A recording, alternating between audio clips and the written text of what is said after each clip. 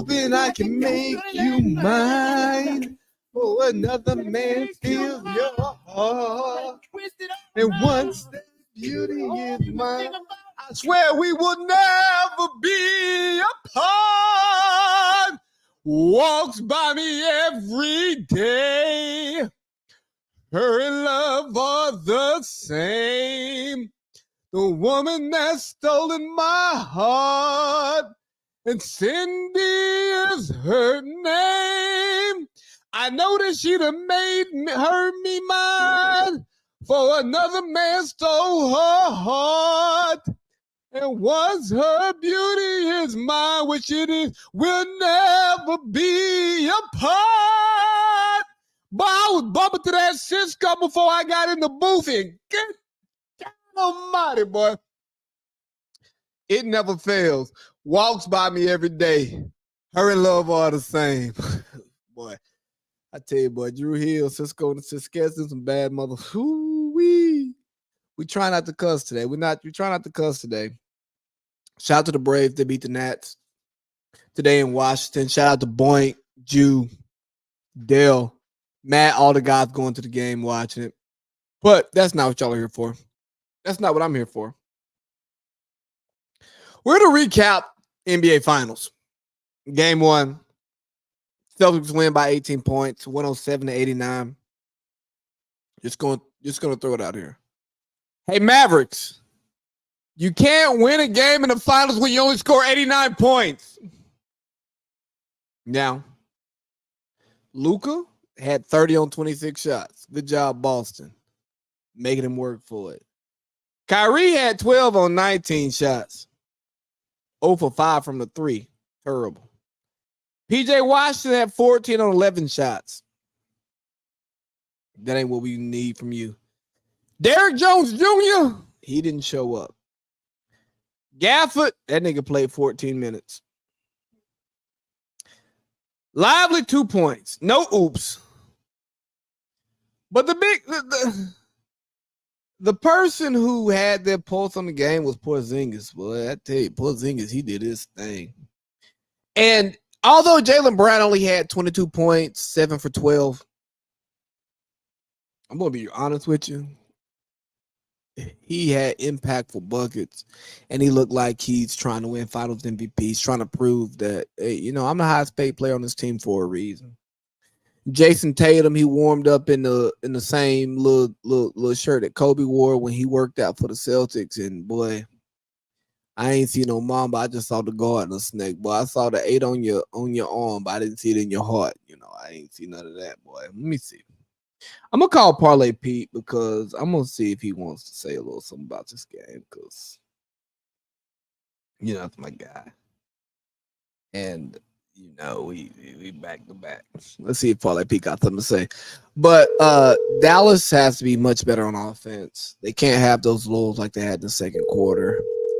You can't win. You can't win a championship like that. I mean, you got to score points. Got to score points to win the game.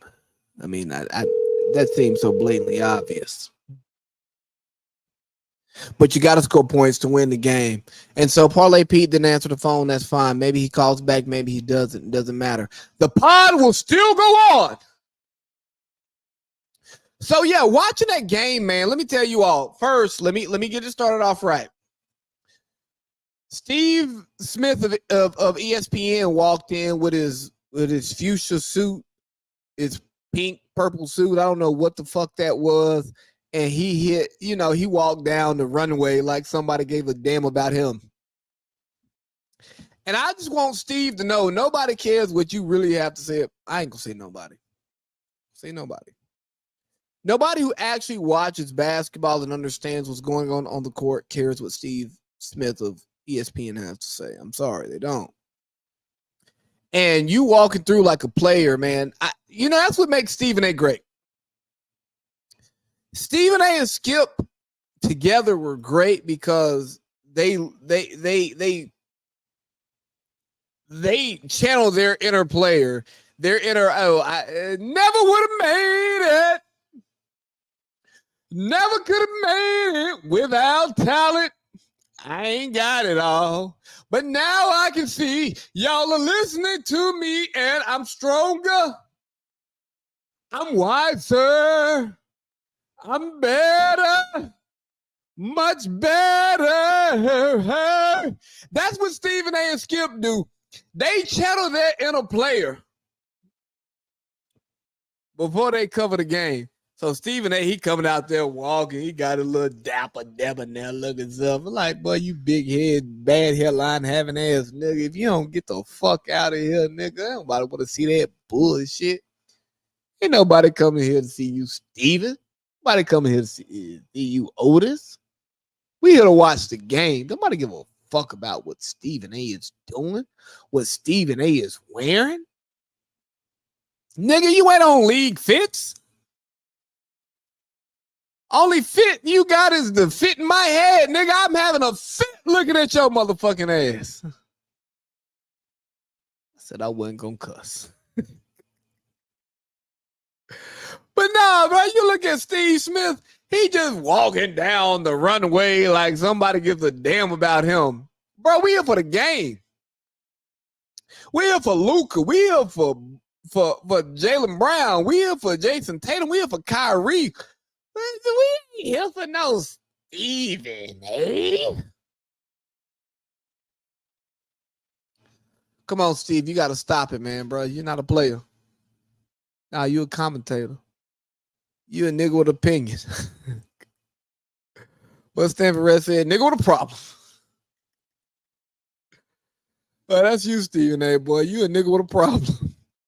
And your problem is you think you're a player. You think you matter way more than you do. You don't. And that's okay. It's okay to matter less in the game. I promise you it's okay to matter less in the game. Let me hit this domestic.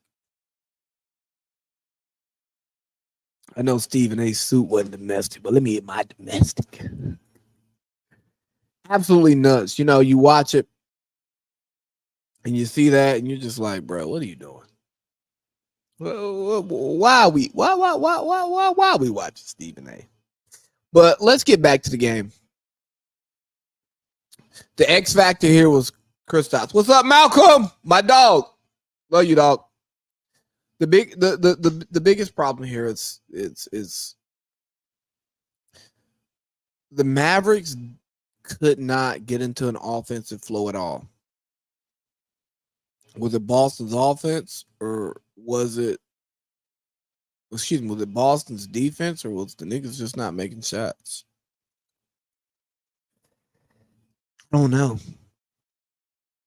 Because I saw Luka miss some bunnies, miss some layups. I saw Kyrie miss some bunnies. And you're like, bro, what the fuck you doing missing this? You don't miss this shot. You usually make this.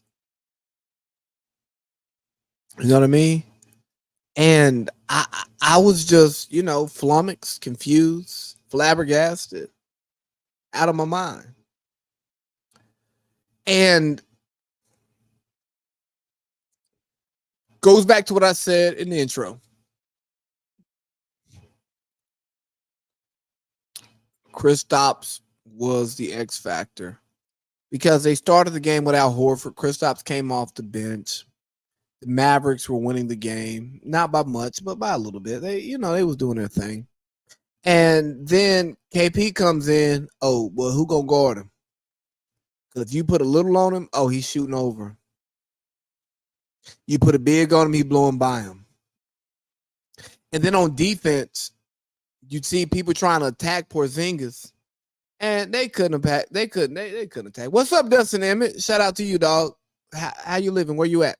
But they couldn't do nothing with Porzingis, man. They drive at him and they couldn't finish. Why? Because he's 7'3" and long as hell. Pause. You can't do nothing with a big 7'3" athletic motherfucker down there at the rim. There's nothing you can do about it. Then you can do about it. I promise you, it ain't. So what I think Dallas has to do is obviously they gotta go do some fixing. They gotta go get the fixes right, because here's what we can't have. We can't have Joe Mazzulla winning an NBA championship because Joe Mazzulla is not good at NBA coaching. You know, I've talked about this multiple times on this platform, but Joe Mazzulla is not a good NBA coach. He's not. And he came into a favorable situation with great players, and it's like, oh shit, this nigga's winning games. Come on, man. We can't let him win a ring. I never thought I would find myself rooting for Luka the way I was rooting for Luka tonight. Because once he got cooking, he got that thing down to 9. I'm like, oh shit, here we go. Joe, put your hands in your pockets and let's see that neck beard, nigga.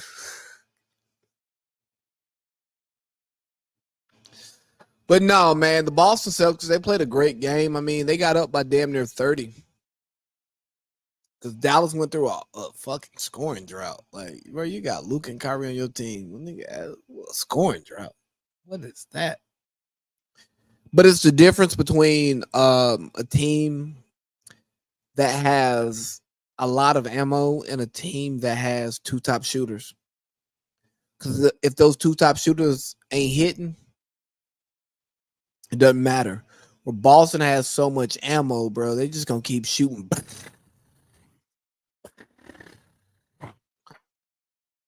They're gonna be all right. And that's what happened in game 1. We saw some great defense from Boston. You know, Kyrie losing the ball, Kyrie traveling, stuff like that. Stuff we don't normally see. And I think that was caused by the defense. So what Dallas has to do for game 2 is they got to figure out how to get Kyrie going. Because I still got Dallas in 6. I won't pick Boston at all. I won't pick them. They may win it, and I'll say, you know what, I was wrong, but I'm not going to pick Boston because I don't believe in Boston. I don't believe in Jason Tatum. I don't believe in Joe Mazzulla. But I believe in Kyrie and I believe in Luka, and they'll get it figured out. You know, it's just game 1. Let's not overreact. Let's not change our picks just because Boston beat the dog shit out of these niggas. I mean, Dallas was out there shaking ass like Meg the Stallion today. You know what I mean? Big Texas Bunkum. Bend over. That's what they was doing and shit. They was just bending over and giving ass away. But I'm excited for game 2. But let me talk a little bit about Jaylen Brown. Jaylen Brown had a different level of aggression out there. And granted, he only had 22 points. Still more points than Jason Tatum. But he out there trying to prove something. He's out there trying to be finals MVP. And as a Jaylen Brown fan, I absolutely love it. I love it. I'm a Jason Tatum fan too, but you know, Joe Mazzulla, he throws it all off. I love it. Absolutely love it. He's going out there, he's getting busy. He's like, hey, nah, I got my 300 million for a reason. I'm gonna prove to y'all while I got my 300 million. And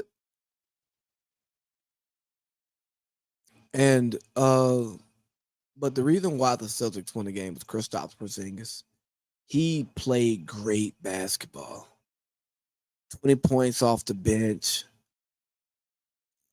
He had his rebounds. I don't even care about the blocks. You know, like when you talk about what Porzingis did today, it's not really about the box score. It's actually about watching the game. Sorry, Josh Holsey. It's really about watching the game and seeing what happened on the floor.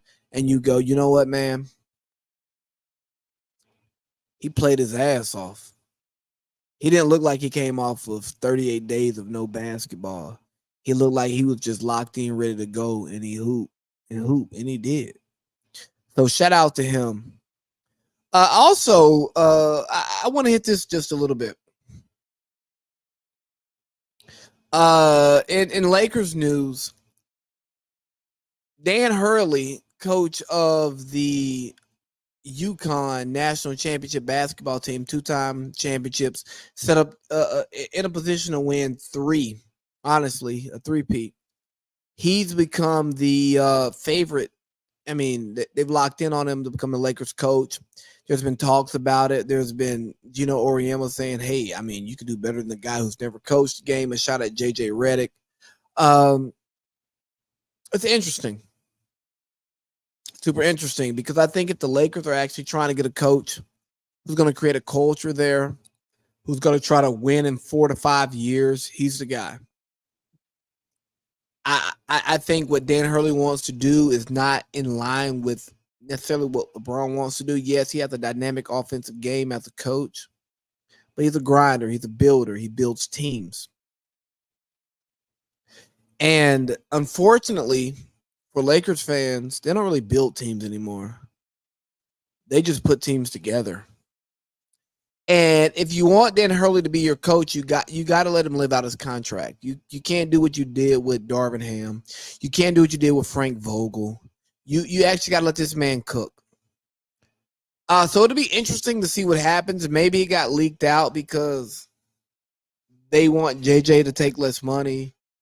They want JJ to have less control. I don't know. But I'm curious to see what actually happens with the Lakers because, they got their brain trust there, and their brain trust runs their franchise. And their brain trust is damn near brain dead. Rob Pelinka, whatever, nigga. Jeannie Buss, your daddy was rich and bought a team. But nothing about what y'all have been doing tells me that y'all got y'all's head in the right place. But we'll see what happens, and then once the Lakers actually finally hire a coach, I'll be on here to talk about it. I'm definitely going to get Eric Boyd to come in and hop on and talk about it because he is a legit Lakers fan from LA. So his perspective is so much different than mine as a LeBron fan because I just want what's great for LeBron. I was talking to Parlay Pete earlier today, and we had a conversation about LeBron going back to Cleveland and that being a thing. Is this one thing that got me tripping? Yeah. It's that one thing. LeBron for Garland. So you match up LeBron with the two bigs. You match up LeBron with Donovan Mitchell, and that's a scary team. It's a team that beats Boston.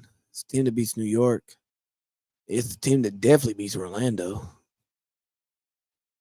But we'll see what happens there on that front and what happens with Bronny James because we know LeBron wants to play with Bronny. We don't know if Bronny wants to play with LeBron, but it doesn't matter what Bronny wants. It matters what his dad wants. Is there anything else in basketball news that we care about? I don't think so. So I just came here to give y'all like my takes on the finals. I still got Dallas in 6. I know they're down 0-1. I don't care. I think Kyrie and Luka will figure it out, and they'll come out shooting. They'll come out killing, and that's what's going to happen in game 2. I got Dallas game 2. Whatever the spread is, take Dallas, and you'll win money. I'm out of here. Shout out to you, Malcolm.